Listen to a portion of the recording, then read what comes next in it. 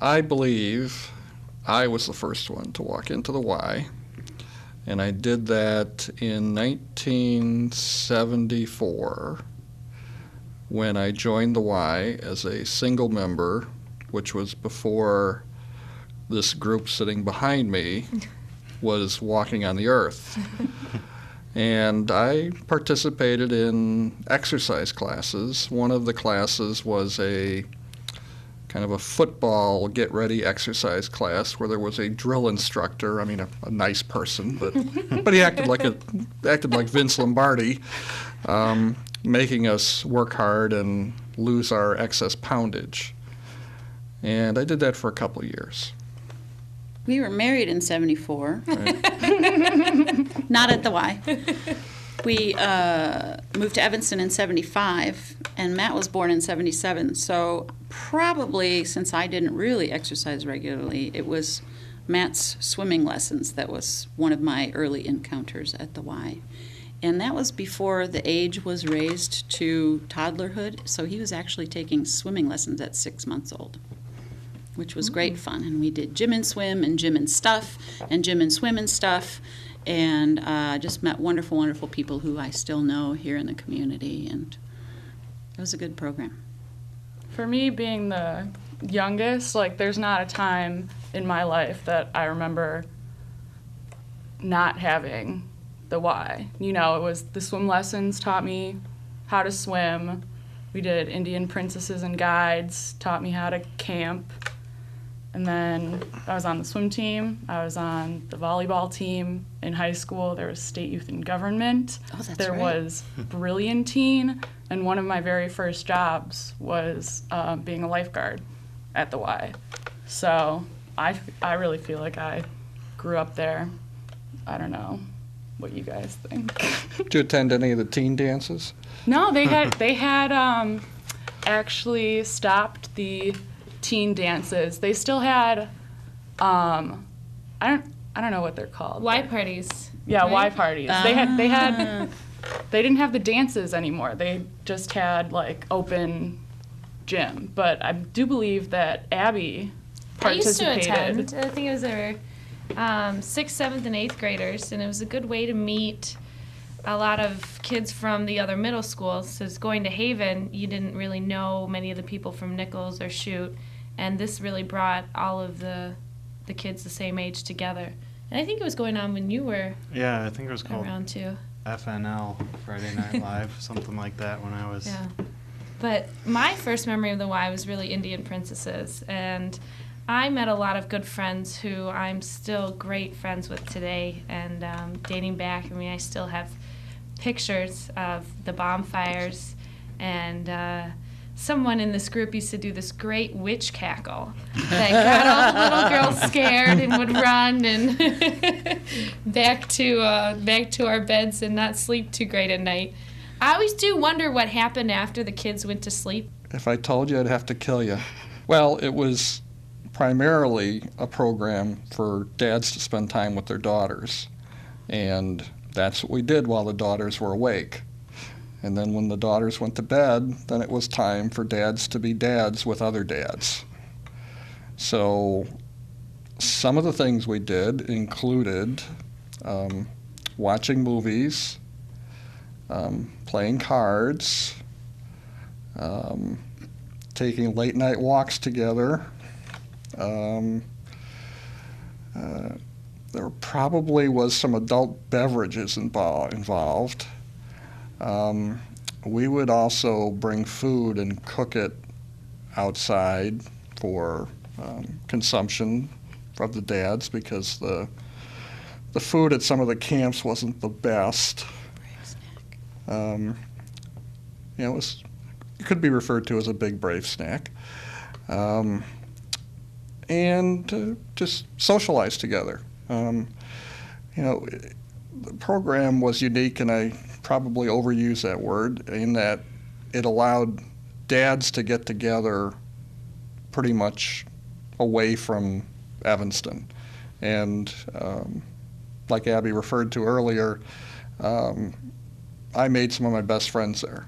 We did the overnight on the lake, and we did the big, I think there was a march, a processional where everyone would hold their torch. And I don't remember exactly how old I was when I started. Was I like It was first grade. first grade? So we did, the one that specifically sticks out in my head is we used to go to what I thought at my age was a castle of sorts, and we all used to stay in this castle, and there was all of these rooms, and that's where the witch cackle came from that my father used to scare all the little girls with. But, you know, during the week we'd have meets, and we had these vests that we sew patches on, and we'd always have good food, and the dads would get along. But I still do wonder what happened when the girls went to sleep on these outings, because my dad made a lot of friends that he's still very, very close with. And I think it started with my brother when he did Indian Guides, because he was the first to participate in the program. Everybody would go down to the lake and stay overnight, and then they would have overnights at Y camps or other places that were within an hour and a half or so of Evanston.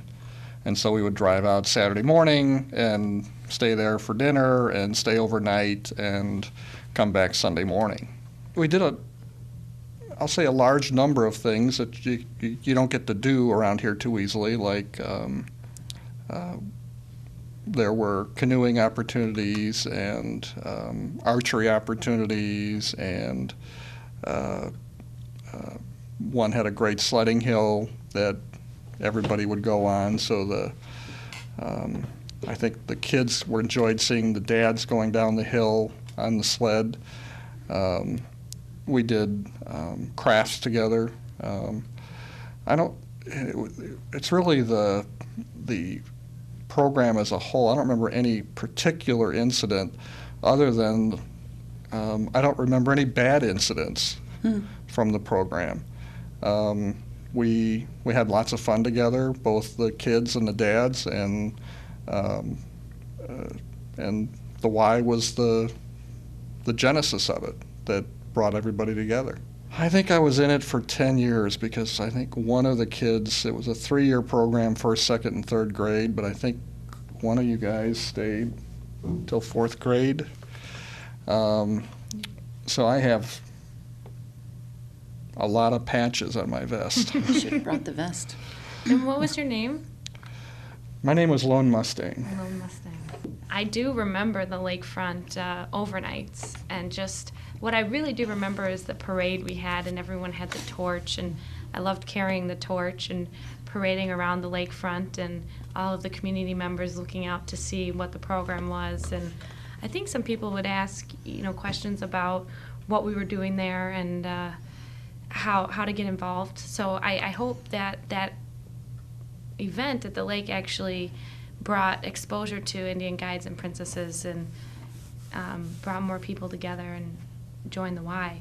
I do specifically remember from Indian Guides and Princesses, and you were asking about one time that we specifically remember from when, father-daughter. And they used to have these really big swap meets that you could bring your own personal items and you would trade with other kids for what they brought. And I remember my dad teaching me how to barter and trade for things that were well above the value of what I had brought with me. So that was a good time. I think some of us girls got into a little more trouble than the dads would like. I think we would, sneak out of the tent and go walking around in the woods. Or we were pretty adventurous. The name of our tribe was the Kickapoettes. And a lot of kids from my brother's tribe, actually, we were younger siblings of the Kickapoo tribe, which my brother was involved with. But, just the camaraderie, and even the dads that were there with their daughters, I still see them as family to me. Can count on them from everything, and just going back to that experience and being outdoors and the bonfires and the sledding and the archery, like my father said, it was just a great experience. I remember some big bonfires that I've not seen the like of in any near future. Stories around the campfire, which were mainly life stories.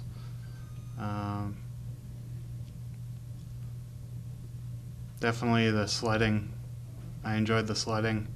My dad made a good cushion going down the hill, and I think he paid for it later. I think I liked the crafts a lot. We did have these weekend trips, 2 or 3 a year, but then you'd meet kind of on a monthly basis with your tribe, and you would make moccasins or the vests that you would put your patches on. And also, I think the dads made those torches that Abby referred to. And I remember very clearly how kind of ingenious these were. They're like a broomstick with a coffee can attached to the end, and inside the coffee can was a roll of toilet paper that they drenched in lighter fluid. And those were the torches that we would, process to the enormous bonfires. Seriously, like teepees, or there's also the kind of log cabin style of building the bonfire, easily 6 feet tall of wood, and then when they're lit, they're like 12 feet of, I'm exaggerating now, but this is what I remember, like enormous fires that, I remember one time, so we would